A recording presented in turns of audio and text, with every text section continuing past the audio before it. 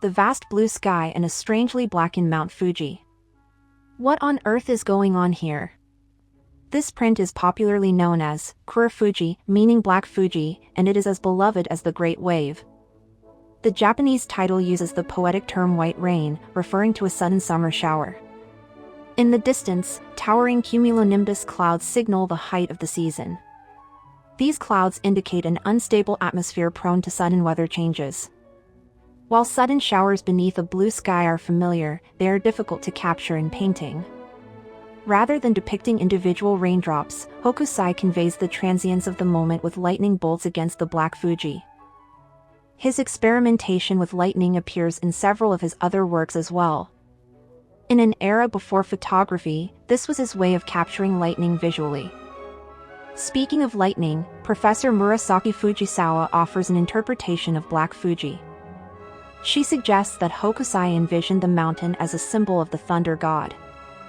Before beginning 36 Views of Mount Fuji, Hokusai studied the Rinpa school's traditions, which often featured deities of wind and thunder.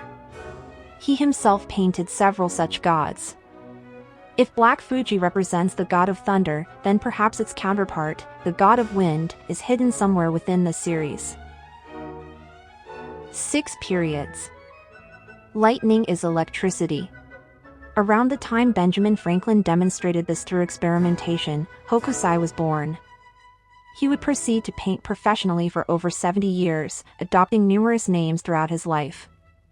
Scholars often categorize his career into 6 key periods, each marked by the name he used at the time. The Shunro period. In his early years, Hokusai joined the prominent Katsushika School, one of the major Ukiyo-e factions of the time. There he worked under the name Katsushika Shunro. This name itself suggests that his masters saw him as a promising young artist. From the age of 19, he spent about 15 years at the school, which was best known for its portraits of kabuki actors. The Owari period. Next, Hokusai joined the Rinpa school, which was known for its refined, courtly aesthetic. It was an unusual early honor for a newcomer to adopt the name Tawaraya Owari. During this period, he produced hand-painted works for the upper class. The depiction of the gods of wind and thunder is characteristic of the Rinpa tradition. Although he left behind numerous ukiyo-e prints, he seems to have produced few during this time. His retreat from the ukiyo-e world may have been connected to his resignation from the Katsushika school. The Hokusai period. After mastering the Katsushika and Rinpa styles, Hokusai declared his independence and adopted the name by which he is best known. He returned to ukiyo-e with renewed vigor, producing many prints and illustrations, particularly for Kyoka anthologies. He also collaborated with the writer Bakken on illustrated novels that were great commercial successes. The Taito period. By this time, Hokusai had become a celebrated figure, with more than 200 pupils under his tutelage. To teach more effectively, he turned his attention to producing painting manuals. One of the most notable, Hokusai manga, known in English as Hokusai Sketches, was published during this period. This educational project extended well into his later years. The Ietsu period. During this period, Hokusai produced many more ukiyo-e prints. He created the famous 36 Views of Mount Fuji series, which was a phenomenal success. These landscape prints were more than just entertainment. They circumvented the shogunate's strict content regulations by functioning as illustrated travel guides, sparking a nationwide travel boom. The Manji period. During his final period, Hokusai adopted the name Gakyo Rajan Manji, which translates to Old Painting Madman Manji. This era coincided with the Tenpo reforms, a series of austerity measures imposed by the shogunate after a major famine. These measures also tightened controls on ukiyo-e. Hokusai frequently visited Obuse, a town in Nagano where one of his patrons lived, and produced many of his late masterpieces there. Remarkably, he continued working until just 3 months before his death at the age of 90. We now continue along the Tōkaidō Highway, the main artery linking Edo and Kyoto. As we journey onward, we follow the shifting views of Mount Fuji, glimpsed from this storied road. This is Tagonawara, or Tago Bay. The scene unfolds near Ejiri, a post station along the Tōkaidō Highway. Mount Fuji rises in the distance beneath an expanse of greenery believed to be the pine groves of Miho no Matsubara. Tiny figures dot the beach, harvesting salt from the shallows. In the foreground, four boats ride the waves of the Pacific, their flowing lines set in sharp contrast to the jagged ridges of Mount Fuji. Let us draw a line connecting the bay, the pine groves, and Mount Fuji. As an artist, Hokusai prioritized visual harmony over strict geographical accuracy, arranging these elements to create a balanced, poetic composition. He revisited a similar scene in 100 Views of Mount Fuji, which he completed shortly after the 36 views. There, a solitary poet is depicted lost in reverie, gazing out over the shore. This place had long inspired poets, with generations composing verses about its evocative coastline. Hokusai seems to draw from these literary traditions as well, reimagining them visually in a way that would have deeply resonated with the sensibilities of his time.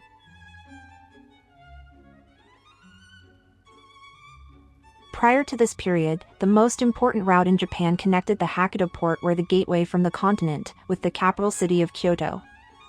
However, as the shoguns rose to power, the importance of the routes connecting their eastern strongholds to Kyoto increased. During the Edo period, this shift resulted in the development of 5 major highways radiating from Edo. Tōkaidō and Nakasendo were major routes that connected Edo, the seat of the shogunate, with Kyoto, the capital. Koshukaido connected to the halfway point of the Nakasendo. Nikko and Ashukaido extended northeast from Edo, connecting it to the eastern provinces. These roads formed the backbone of the national infrastructure, facilitating both governance and control.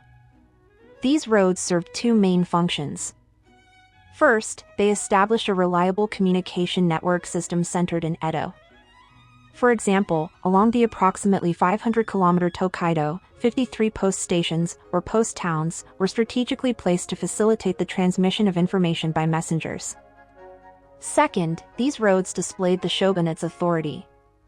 The shogunate required the daimyo of each region to perform regular military service. During these parades, the daimyo would travel to the shogun accompanied by large numbers of soldiers. Since it was a time without war, these parades became mere formalities. These parades brought vitality to the post stations and stimulated economic and cultural development along the routes. This scene takes place near Ejiri, a post town located along the Tōkaidō Highway. The landscape here is not based on a specific location or known place name. In this sparse, reed-dominated environment, the true subject is not the land itself, but the expression of the wind. A powerful gust sweeps through, bending trees and tossing travelers about. In the foreground, a man chases after his straw hat, while the woman beside him loses her papers, which scatter in the wind. These sheets, called kaishi, are multi-purpose and are often used as handkerchiefs in tea ceremonies. They can also be used for taking notes, writing letters, or wrapping snacks. Although paper was a valuable commodity in the Edo period, even commoners used it. Kaishi were not used as toilet paper, that purpose was served by low-grade recycled paper. Amidst the chaos stirred up by the wind, Mount Fuji rises silently in the distance, providing a serene counterpoint to the turmoil in the foreground. During the Edo period, crossing rivers often necessitated the use of professional river crossers. The military government of the shogunate prohibited building bridges or operating ferries on certain rivers because they were considered natural defense barriers. This composition depicts over 100 figures crossing the Owari River, making it the most densely populated scene in the 36 Views of Mount Fuji series. In the foreground, ordinary travelers ride on the shoulders of river bearers. Heavier cargoes are carried on special stretchers.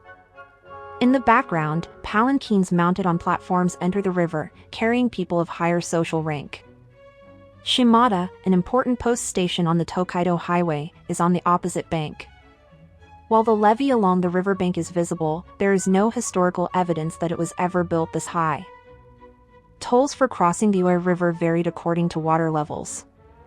When the river swelled after rain, travel was halted altogether. In a country like Japan, where it rains frequently, this crossing was one of the most challenging for travelers. To learn more about how this river crossing worked in practice, check out the linked video on Hiroshige's Tōkaidō series. The link is below this video. It includes a fascinating breakdown of the toll system. On a more modern note, the Owari River Railway runs alongside the river and is known for its steam locomotives. The line is still in operation today, and Thomas the Tank Engine makes seasonal appearances. This print depicts carpenters working in the mountains. There are no identifiable landmarks to suggest a specific location. Hokusai uses geometric shapes to create a rhythmic composition. The triangle formed by the scaffolding and wood mirrors the iconic shape of Mount Fuji in the background. In the center, craftsmen are shown sawing a massive wooden block from above and below, illustrating the traditional lumbering techniques of the time. A woman carrying a baby on her back and holding a lunch package approaches a man. The man is sharpening the teeth of a saw to restore its edge. In many countries, saws are designed to cut on the push stroke, a method well suited to hardwoods. The push motion allows greater force to be applied, but it also requires thicker blades to withstand the pressure. In contrast, Japanese saws are designed to cut on the pull stroke, reflecting Japan's abundance of softwoods such as cedar and cypress. The pulling motion enables straighter, more precise cuts, and the thinner blades lend themselves to fine, detailed work. Today, Japanese saws are prized by woodworkers overseas and some are exported. This tea house is located near the Yoshida post town. The sign reads, Fujimi Chaya, meaning tea house with a view of Mount Fuji. It appears to have been a popular stop, as it is mentioned in a few records. Inside, female guests sit toward the back and enjoy the distant view. To the left, a palanquin bearer adjusts his straw sandals by tapping them with a mallet to soften the soles and make walking easier. Outside, there is a large sign advertising the fast food, ochazuke. This simple dish consists of leftover rice soaked in hot water, or tea, and is often topped with salty fish or pickles. During the Edo period, rice was typically cooked once in the morning, and the leftovers were eaten cold throughout the day. This dish was a popular fast food option because the rice could easily be reheated. Today, ochazuke has been elevated to a new level. There are many variations depending on the type of tea or soup used and the available toppings. A smaller sign advertises hokuchi, a local specialty. Hokuchi refers to highly flammable tinder, an essential item for starting fires in daily life. Traditionally, it was made from processed cattails and silver grass, which are known for their ability to ignite easily. Many places across Japan are named for their views of Fuji. In Nagoya, Owari Province, there is also a place with such a name. Interestingly, however, the Mount Fuji seen in this painting is not the real one. A weather radar survey in 1976 revealed this unfortunate truth. Although there were probably craftsmen who made wooden buckets, bucket making was not a regional specialty. Nevertheless, Hokusai's originality shines through in the whimsical composition of Fuji viewed from inside a tub. The imaginative angle earned it the nickname Okeya no Fuji, or Tub Maker's Fuji, and the work became widely popular for its playful novelty. An interesting detail in this print is the tool that the tub maker is using. It is known as a yarigana. Unlike modern flat planes, this traditional tool scrapes wood surfaces in a motion similar to rowing a boat with an oar. Used since ancient times, it represents a woodworking technique that is now gradually disappearing. Consequently, this work functions not only as a landscape print but also as a valuable record of a vanishing craft. Hokusai spent over a year in the area visiting an apprentice and may have seen this famous view of Mount Fuji in person. During his visit, he staged a stunning street performance in which he painted a colossal image of the legendary monk Daruma on a 18 by 11 meter sheet of paper. The local populace was amazed by the spectacle and gave him the nickname Daruma-sensei, or Darusen, for short. Additionally, sketches from this visit reportedly caught the eye of a publisher, which eventually led to the publication of Hokusai manga. From this point on, Fuji slips from view. Our journey along the Tōkaidō Highway ends as we leave Owari province. Then we head north on the Nakasendo Highway to our next stop, Lake Suwa. Though distant from Japan's political centers, this remote region has long been associated with the nation's mythology and history. Lake Suwa is famous for a fascinating natural phenomenon called omiwatari. During the winter, the surface of the lake freezes, creating long cracks in the ice. These dramatic cracks are traditionally interpreted as the footprints of the gods. Looking across this lake, Hokusai sought to capture both Takashima Castle and Mount Fuji within a single composition. In the foreground, a small thatched shrine is positioned between two prominent pine trees, creating a distinctive V-shaped silhouette. The exact vantage point from which Hokusai observed this scene is still debated. Based on the depicted shrine, one scholar suggests that the scene shows the view from Asuma Shrine, located northwest of the lake. However, the architectural details in the painting differ from the actual shrine. Local residents, on the other hand, suggest that the view is from Bentenjima, a former island in Lake Suwa. Historical records confirm that a shrine once stood on the island. In 1868, the island itself was removed to improve the lake's drainage. It is also possible that Hokusai made up the landscape entirely.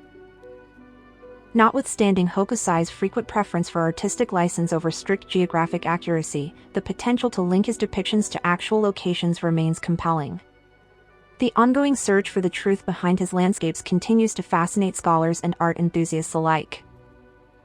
In the first print runs, this work was rendered entirely in shades of blue, inspired by the introduction of Prussian blue, a synthetic pigment imported from abroad. The growing popularity of this vivid color in Japan hints at the globalization that began to accelerate with the Industrial Revolution. Later print runs reverted to the traditional multicolored palette typical of Ukiyo-e, a style that carried over into the revitalized versions.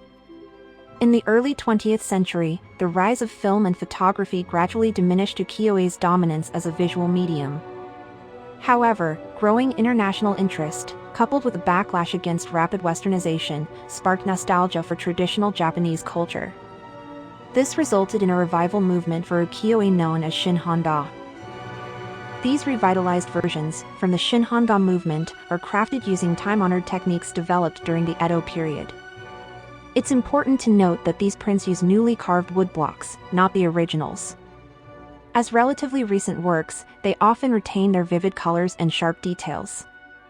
We can experience them much as the people of the Edo period did. Many of the prints featured in this series are based on these revitalized versions.